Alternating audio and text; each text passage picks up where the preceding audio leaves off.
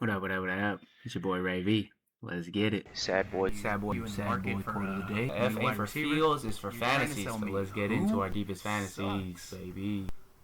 I'll give you a third for him, though. Comment section. Anthony disapproves. Brock Bowers is him.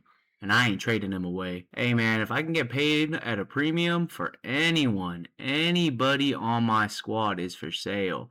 The F ain't for fields, it's for fantasies, baby. We are going to do a 5 players to buy low video today. I tried to make them a little more gross and disgusting than usual, but it's really just players I don't really see many people talking about, or the price is just off in my opinion. You know, the whole ting and structure of a buy low video. But let's check out these players and let me state my case. So our first guy is going to be Justin Jefferson. The entire Dynasty community is acting like Justin Jefferson is 29. I know he's been in the league 6 years, but he's literally 26. Justin Jefferson is at the age where elite wide receivers are normally at or near peak value, yet his market price has fallen because of one disappointing season driven largely by quarterback instability in Minnesota. Even in that bad year, he still topped 1,000 receiving yards. In Superflex, everyone is obsessed with quarterbacks. That's exactly why Jefferson becomes attractive. Managers are paying 3 firsts for young QBs, 2 firsts for uncertain rookie QBs, massive premiums for rushing upside. Meanwhile, Jefferson is sometimes available for a single elite asset plus a pick, a young wide receiver, and a future first, less than some managers are paying for unproven rookies. When a market overpays for one position, value appears everywhere. Justin Jefferson being able to be traded for in and of itself is a buy low. This guy used to be untouchable, untradeable. Now he's ranked in most cases in tier 2 for dynasty wide receivers, and more often than not he's behind Amon-Ra St. Brown, CeeDee Lamb, Malik Neighbors, sometimes Drake London. That valuation screams buy low right now for me. You're buying a floor that most wide receivers dream about. Ask yourself, what happens if Jefferson's situation improves? His value probably jumps back into the wide receiver 1 overall conversation. What happens if it doesn't? You still have one of the best route runners and target earners in football. The downside is much smaller than people think because the talent profile is already proven. He's a buy low because the production dip is situation driven rather than talent driven. Dynasty players make the same mistake every year. They buy production when they should be buying talent. The market is currently pricing Jackson Smith-Njigba near the very top of Dynasty wide receiver rankings, Puka Nacua near the top, various young ascending players at career high valuations. Jefferson has already shown a ceiling that many of those players are still chasing. One of my favorite Dynasty indicators is when managers start asking, is this guy actually a buy low? That's exactly what happened with Jefferson throughout 2025 and 2026. Multiple Dynasty discussions noted that his value had fallen from untouchable status to the point where managers are genuinely questioning whether he remained QB proof. That's when elite assets become buys. Not when everyone agrees that they're elite. The championship argument is, if I'm contending, I don't care if Jefferson appreciates 20%. I care whether he can win playoff weeks. There are maybe 5 to 8 receivers in football who can realistically post 10 catches, 150 yards, and 2 touchdowns in a playoff matchup and single-handedly swing a title. Jefferson is still firmly in that group. If Jefferson puts up 105 catches, 1,500 yards, 10 touchdowns this season, would you be shocked? If the answer is no, then you're probably looking at a buy low because players capable of that outcome usually aren't available at a discount. Honestly, any of those wide receivers in the tier 2, I would flip straight up for Justin Jefferson, and I feel like you can get a little something on top too. Chris Olave or anyone in that tier and a first, or an older QB like Dak and a first. Perfect buy lows. The next guy we're going to talk about is Kyle Pitts. Everyone remembers 2022 to 2024. Nobody is pricing in 2026. The Dynasty community spent 3 years getting burned by Kyle Pitts. That emotional baggage creates value. People still talk about Pitts like he's the guy who kept finishing outside of the elite tight end tier. But heading into 2026, he's coming off a tight end 2 season with career highs across the board and second team All-Pro honors. He's still only 25 years old. That's the crazy part. Pitts is younger than some incoming rookie tight ends. Most elite Dynasty tight ends don't even peak until their mid to late 20s. Meanwhile, Pitts already has a 1,000-yard rookie season, a tight end 2 overall finish, multiple years of NFL experience. The market is acting like he's a declining veteran when he's entering what should be his prime. The coaching change matters more than people think. Atlanta brought in a staff led by coaches with a strong history of featuring tight ends. Pitts' situation will improve substantially because of the new offensive philosophy and the team's commitment to him. He's basically the new Harold Fannin Jr. That's the OC that came over to Atlanta right now. The Falcons didn't franchise tag him because they want him blocking. They franchise franchise tagged him because he's a centerpiece. Tight end is still a cheat code position. In Superflex, everyone talks about quarterbacks, but championships are often won by positional advantages. The difference between tight end 4 and tight end 10 is usually much larger than wide receiver 15 and wide receiver 21. If Pitts settles as a perennial top 5 tight end, that's a weekly edge most league mates can't match. The downside is smaller than people think. Let's say Pitts disappoints. What happens? He's probably still viewed as young, athletic, starting, former elite prospect. His value doesn't go to zero. Now ask the opposite question. What if he posts 90 catches, 1,000 yards, 7 touchdowns in a tight end friendly offense? Suddenly he's back in the same tier discussion as the elite dynasty tight ends. That's a much larger value jump than most players can realistically make. The best dynasty buys happen when managers are tired, not when they're excited. There are dynasty managers who have spent 5 years waiting for Pitts and are emotionally done with the ride. Dynasty discussions this offseason are full of managers saying some owners are still willing to sell because they've been burned for so long, even after the tight end 2 season he just posted up. That amazing tight end 2 season he just had, and he's still ranked at maximum tight end 8 overall in consensus dynasty rankings. That's the exact profile I want to acquire. Young, proven ceiling, depressed market sentiment, clear path to increased value. If Pitts finishes as the tight end 3 overall this season, would anyone be shocked? Probably not. And if a player can realistically finish as a top 3 asset at his position without shocking anyone, but he's still valued closer to tight end 7 to tight end 10 prices, that's usually where the dynasty value lives. The bigger question isn't can Pitts hit? Nice. It's can you get him at a price that doesn't assume he hits? If the answer is yes, that's a buy low. Pitts has definitely gone for 2 seconds. Njoku or Brenton Strange type of tight end and a second as well. An upside wide receiver like Ricky Pearsall straight up for Pitts. These are all great buy lows. Next guy is Bryce Young. The market is still pricing Bryce Young's rookie season. The disaster it was. Not Bryce Young today. People remember him getting benched, looking overwhelmed, being compared unfavorably to CJ Stroud. But what they forget is what happened afterward. Young led Carolina to its first playoff appearance since 2017 and first division title since 2015 while posting career highs in passing yards, completion percentage, and touchdowns. The Panthers were impressed enough to pick up his 5th-year option and commit to him through at least 2027. In Superflex, starting quarterbacks are cheat codes. The biggest mistake dynasty managers make is treating quarterbacks like wide receivers. A wide receiver can lose value and still be useful. A starting quarterback who gains job security can gain multiple first-round picks worth of value almost overnight. Ask yourself, if Bryce Young puts together a top 12 quarterback season in 2026, what is his value? Probably close to the same tier as quarterbacks costing significantly more today. That's the asymmetry you're buying. Carolina finally looked like a real NFL offense. For the first time in his career, Young isn't trying to survive with a bottom tier supporting cast. The offense has invested heavily around him, and analysts continue to point to his strong finish in 2025 as evidence that a breakout remains possible. From weeks 11 to 18 of 2025, he performed at roughly a QB1 pace and showed meaningful growth in command of the offense. The NFL has already answered the biggest dynasty question. The question is no longer, will Bryce Young be a starter? The Panthers answered that. They exercised his 5th-year option and have publicly committed to him. Now the question is, how good can Bryce Young become? That's a much better bet. This is just the Trevor Lawrence lesson. Dynasty managers have made this mistake repeatedly. They sold Trevor Lawrence, Tua Tagovailoa, Jared Goff, Baker Mayfield at their lowest points. Quarterbacks develop on weird timelines. Bryce Young is entering year 4, not year 9. The Dynasty community has quietly started changing its tune. Recent discussions are no longer asking whether he's a bust. They're asking whether he's one of the best QB buy lows in Superflex. One popular recap highlighted his growth after the benching, playoff run, and dramatic improvement in production and leadership. That's usually when value starts disappearing. What can actually go wrong? The bear case is he settles as a QB 18 to QB 22. He never becomes an elite fantasy scorer. Carolina remains mediocre. Okay.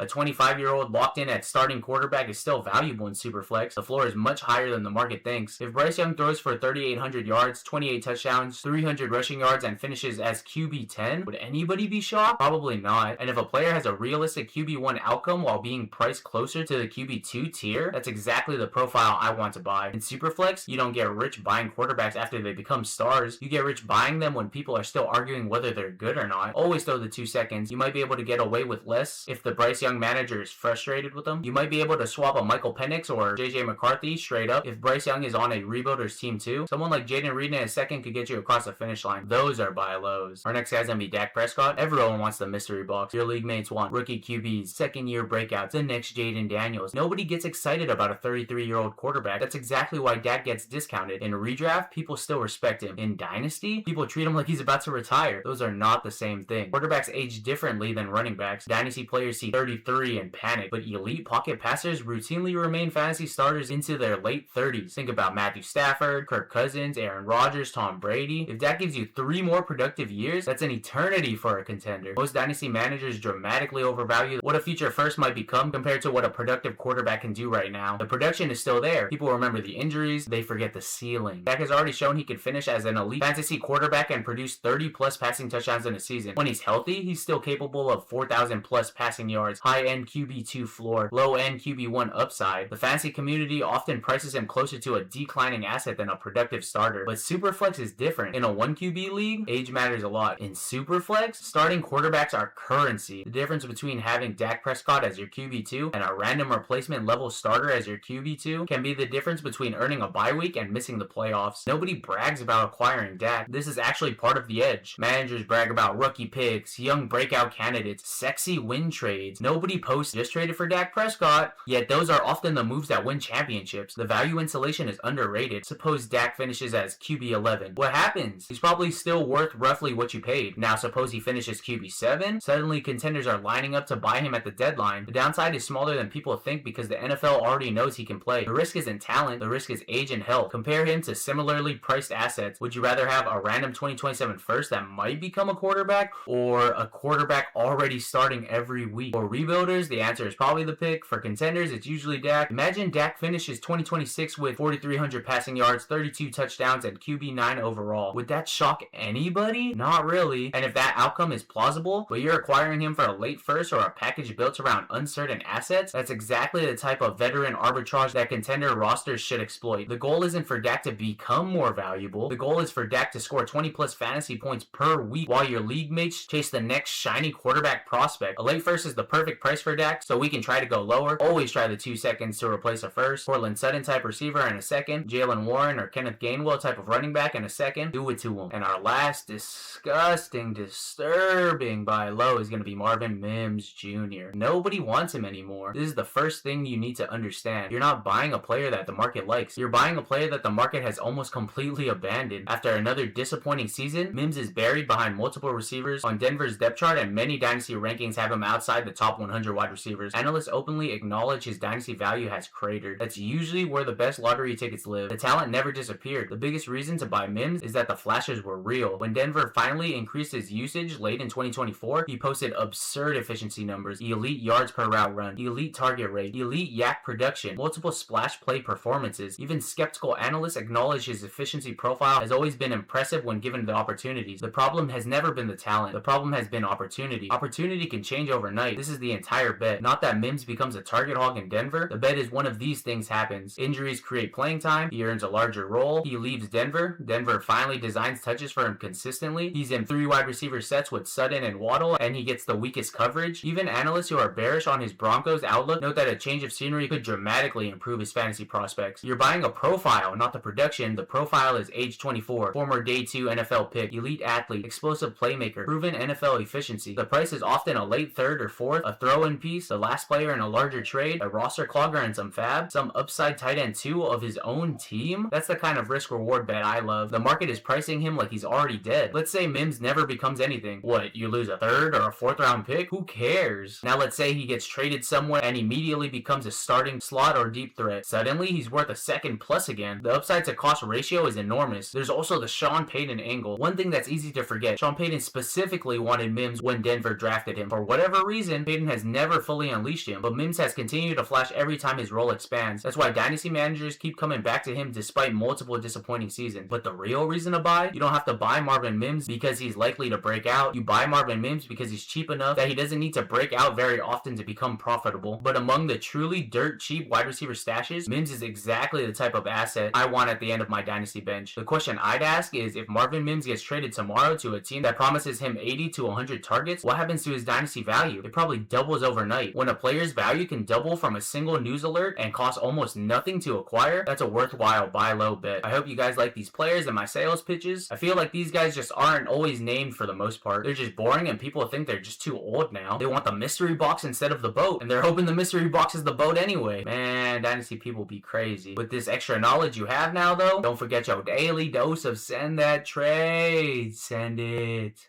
Send it. That's it for today though. Don't forget to like, comment, and subscribe. And remember, rebuilds fade, dynasties reign.